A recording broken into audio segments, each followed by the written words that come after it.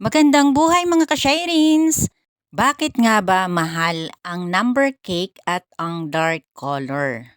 So ayan, yan po ngayon ang topic kasi nga number cake ito at dark color. Mahirap ma-achieve ang dark color na icing. Kahit naman sa fondant, mahirap din po. Kailangan talaga ng maraming food coloring para ma-achieve ang dark color. Ito po ay the flash theme cake. Kaya naman, red talaga siya. Dark color. Kasi maganda talaga pag na-achieve mo yung dark color dito, gawa ng yun talaga ang kulay niya. Red. Kaya naman, pag mga ganyan po, ay may additional fee or payment. At bukod pa roon, kasi napakarami talagang magagamit na food coloring. Katulad sa mga nauna kong video, katulad ng mga sinasabi ko doon, sa amin, pag pang personal lang, hindi talaga ako pumipili ng mga dark color na color ng icing.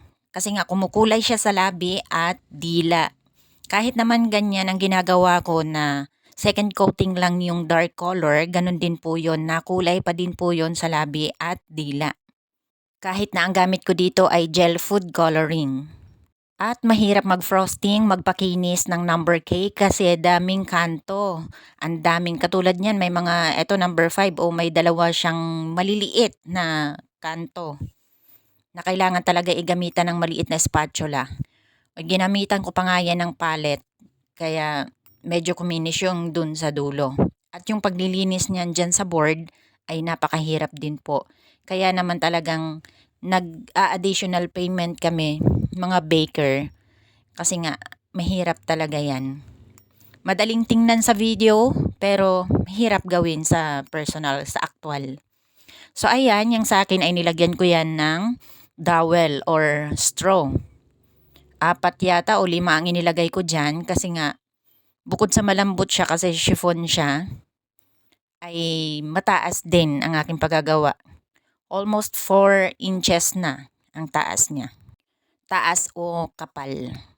Kaya naman po, tip lang po sa mga magpapagawa ng cake, kung ayaw pong mapamahal ng todo, ayan, sa mga madetalyeng cake, dark color, number cake, ayun po, lalo na pag fondant. Pag fondant po kasi ay mas mahal, syempre. Lalo na pag may maliliit na design or details na ilalagay sa fondant. Kahit naman dito sa soft icing ay ganun din. Ayan, ito kasi may ipapipe ako ditong maliliit, yung pinaka-design ng flash. Yun ay naka-pipe sa maliit na butas ng piping bag.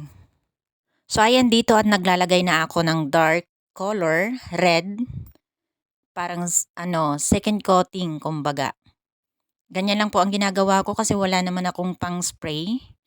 Wala akong air spray dahil medyo expensive din. So ayan, yan yung mga sulok-sulok na yan, mahirap talaga yan lagyan at mahirap pakinisin at linisin. Kaya po yun ang reason kung bakit mahal ang customized cake. Isa sa mga reason kung bakit mahal. Ayun. Kaya please lang po, wag niyong i-compare doon sa mga sikat na baking store. Kasi naman, alam niyo naman po sa kanila walang mga ganyan, dark color. Kaya nga may mga sila na design ng cake. Pag sinabing customize, mahal po talaga yon, lalo na pag mga ganyan. Number cake at dark color. So ayan na po ang finished product. Thank you for watching. God bless us all. Bye!